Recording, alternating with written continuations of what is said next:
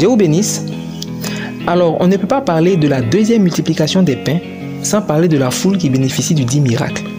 Simplement parce que cette foule a rempli un ensemble de conditions qui ont poussé Jésus à opérer le miracle.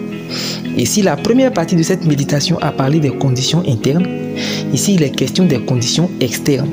Et elles sont simplement les conditions qui sont hors du corps. Et dans un premier temps, les conditions externes tiennent au temps. Alors on ne cherche pas une dimension surnaturelle ou on ne cherche pas à rencontrer Jésus à un autre niveau avec simplement 1 heure de prière ou 20 minutes de méditation. On prie et on médite jusqu'à ce que. Ce n'est pas la fatigue qui détermine la fin de la prière, encore moins le sommeil ou même la faim, mais c'est la rencontre avec Jésus, c'est la réponse. Alors tu dois consacrer ton temps à la prière et à la méditation. Écoute, tu n'es pas trop occupé. C'est juste que rencontrer Jésus dans la dimension du surnaturel n'est pas une priorité pour toi. C'est simplement un conte de fées pour enfants. Matthieu 4, verset 2. Jésus a passé 40 jours à prier. Matthieu 21, verset 17. Jésus veillait dans la prière. Alors toi, tu dois passer beaucoup de temps à chercher Dieu.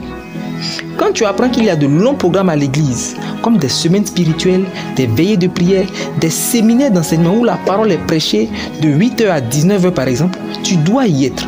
Tu dois participer au programme si tu cherches Dieu. Ensuite, quand Dieu veut se révéler, il donne un lieu.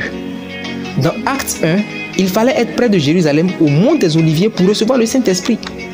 Dans Jérémie chapitre 18, le prophète Jérémie devait descendre sur le potier pour recevoir les paroles du Seigneur. En règle générale, le lieu est un espace géographique isolé de toute distraction et propice pour un face-à-face avec Dieu.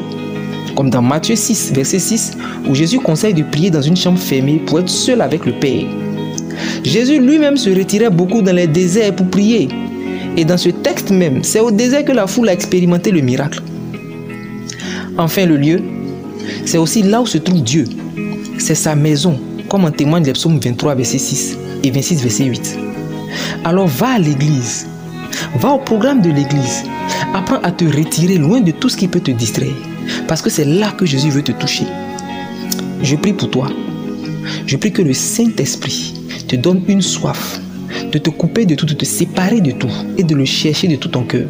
Je prie que le Saint-Esprit te pousse à participer aux programmes qui vont t'élargir, à durer dans sa présence et dans sa maison. Que Dieu te bénisse.